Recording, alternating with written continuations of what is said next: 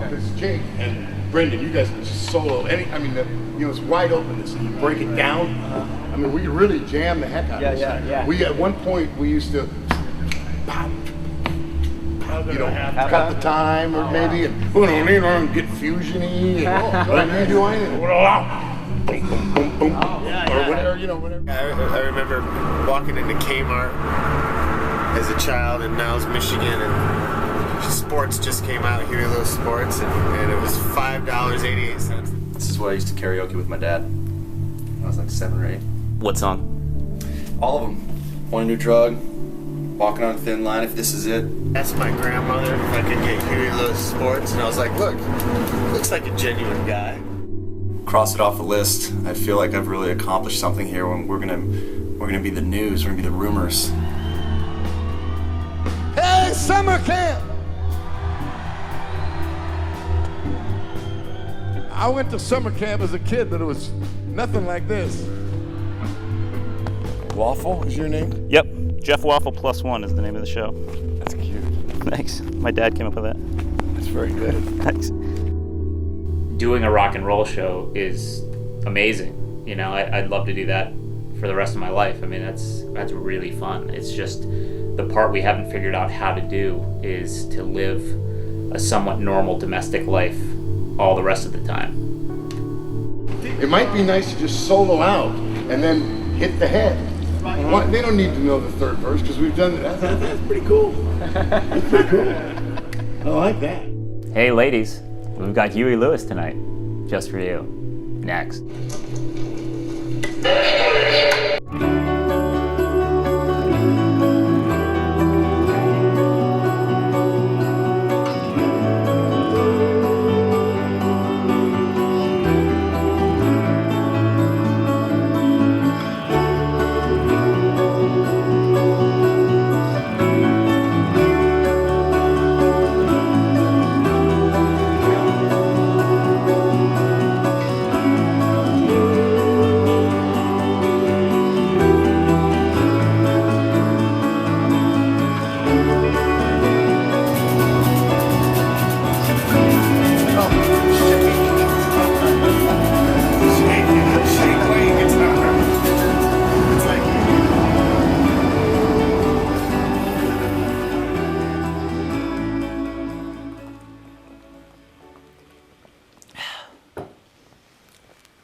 It's like 105 degrees. Key to all summer festivals, plus wet wipes and a good attitude. Those are the 3 things you need. Belch here. It's actually yeah. Dry balls, good attitude, Wet wipes. wet wipes. There's got to be another thing. Good weather? No, attitude takes care of that. You can't control the weather. You God.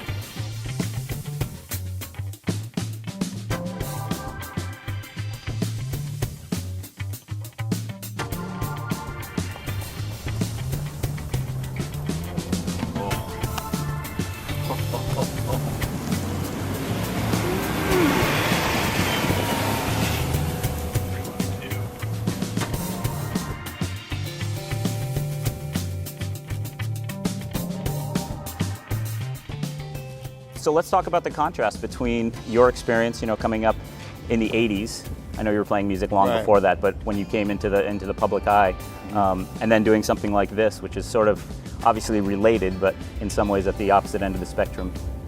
Yeah, well, the times were different in the 80s, obviously. I remember they used to tell us, get to the hook in the first 30 seconds, or they're going to rip it off the turntable. But, so it was different times, and, and we spent all our time truncating everything. And the Umphreys just let it go, and tremendously appealing to me. I want to, we got to really break it down. What the fuck? Come on. Give me a good one here. How about here's some famous ones. I want to hear it.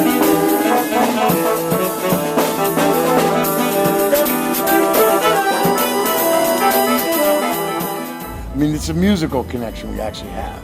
So if somebody plays something cool, that turns you on, no matter whether they're looking at you or not, Right. or whether they're your friend or not. So, but it's an added bonus And the other thing that's nice about the Umpphreys is they have their humor, They're not afraid to be funny. And I've always said that. I mean, I think real subjects, real serious life, the real, love, if you will, the only things worth thinking about, life, death, love, sex, those things are also funny. That really, love really is funny.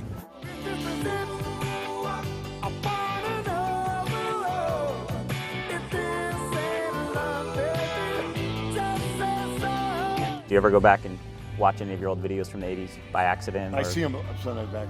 When, what do you think? I mean, Well, the songs certainly hold up. Yeah. No, I kind of think they're funny. I remember my concept was whenever the song zigs, zag with the video. Avoid a literal translation. Do it outside in San Francisco because that's where we're from, and let the seagulls chew the scenery. Nice ab work there, Hugh.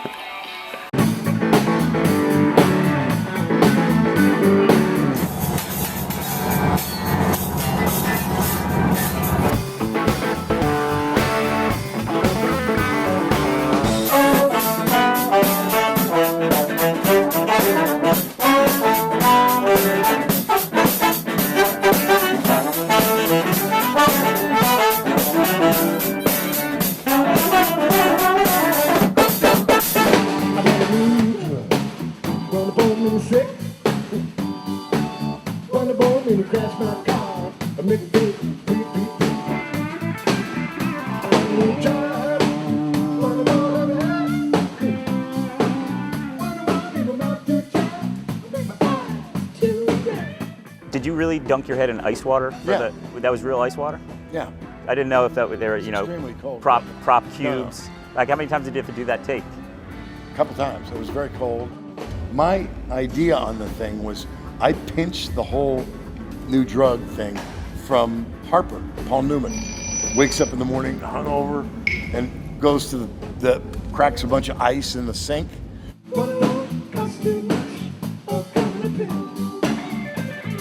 It's crazy that he digs our band enough to come out and show up and learn some of our songs. For a cat in his shoes, he's not just gonna walk into any situation and be like, thumbs up.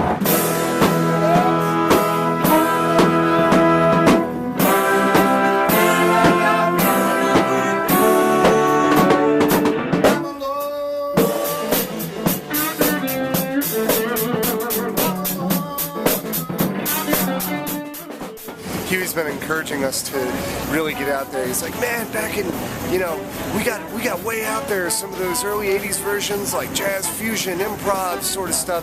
So it was great. We sort of did this yesterday, and he's freaking out while we're rehearsing. He's like, oh yeah, I can't wait for the band to hear this. They're gonna love this.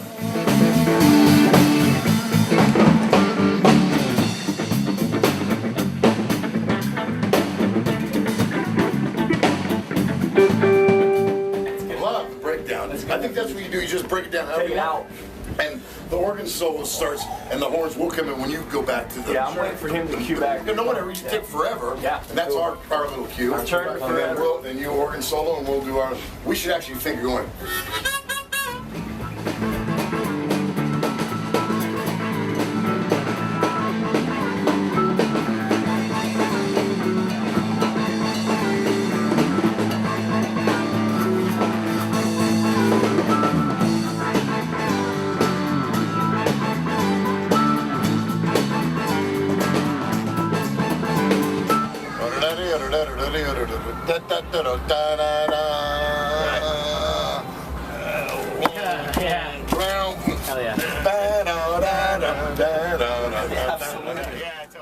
Tonight on the show, Huey Lewis. That's another thing. On the internet, do you say tonight, today, this morning? You don't really know when people are going to be watching it. This is something I've grappled with. You talk about having to get to the hook right away and not lose the audience. It's sort of an earlier version of like the ADD that we have as a society. And now that's like times 1,000 with the internet.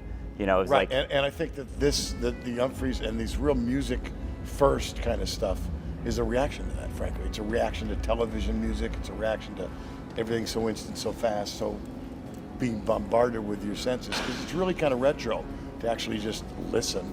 And it's not, Umpphreys don't have dancers and lasers or any of that stuff.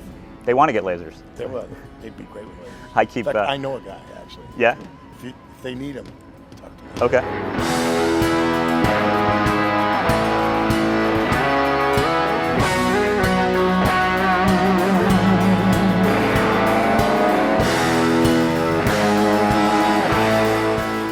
The thing that's unique about touring with the band full time is that you get to know all their idiosyncrasies. You get to know, oh, Jake just went to the 16th note arpeggios.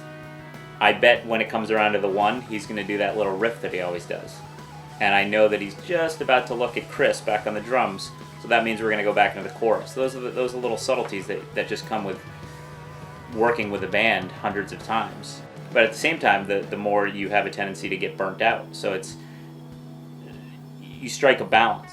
Just the mere fact of being away that much of your life. I mean, I'm sure you did it a lot more than you do it now. But, I mean, it takes a toll on personal relationships. It's not easy. I mean, I was married for 20 years, and we have two great kids, and knock on wood. And it's totally because my wife is fabulous. It's not easy. I mean, it's just not easy. And you can't have pets really either, and you got to balance these things. You have to balance these things, or you just kill yourself. Whoa, working for a living. Whoa, taking what is given. Whoa, working for a living. Whoa. Wait, what are you singing? Whoa, working for a living. That's our low note. We don't even have that. Oh, that's good. We got that up top. Okay, right on. But it doesn't matter.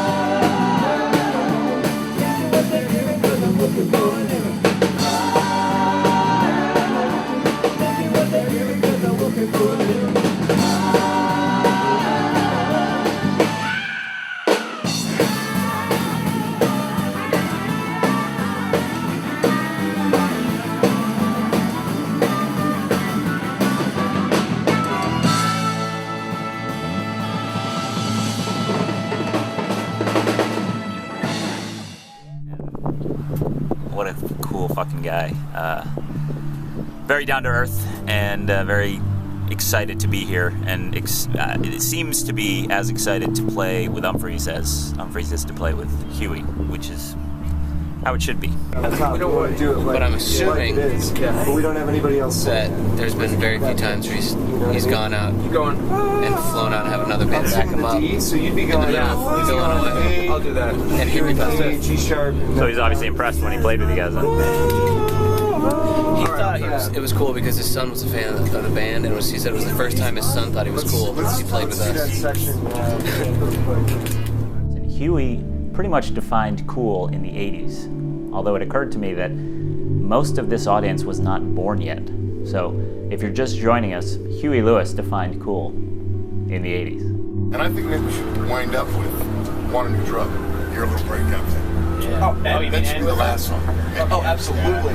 Yeah, I was going to hope we could play it in the beginning and then play it again at the end. And we can say, here's a little tune we do now and again.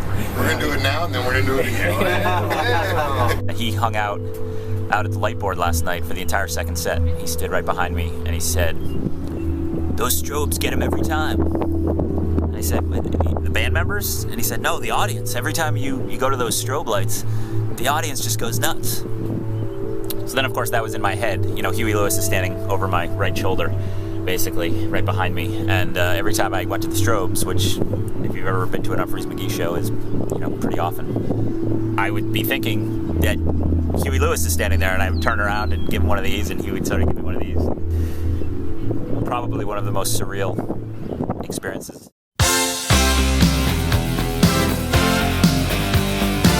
You know, Michael J. Fox, they originally went with Eric Stoltz, and they recast Michael J. Fox, who was doing Three's Company at the time. I want to be let in. Family Ties. Family Ties at the time. Family Ties. I heard some good things about it. Want to start the interview again? No.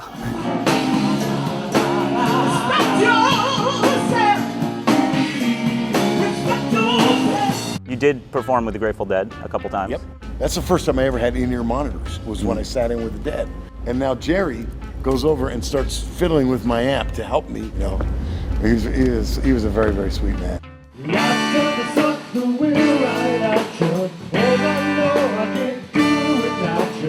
Did you have a relationship with Bill Graham living out there?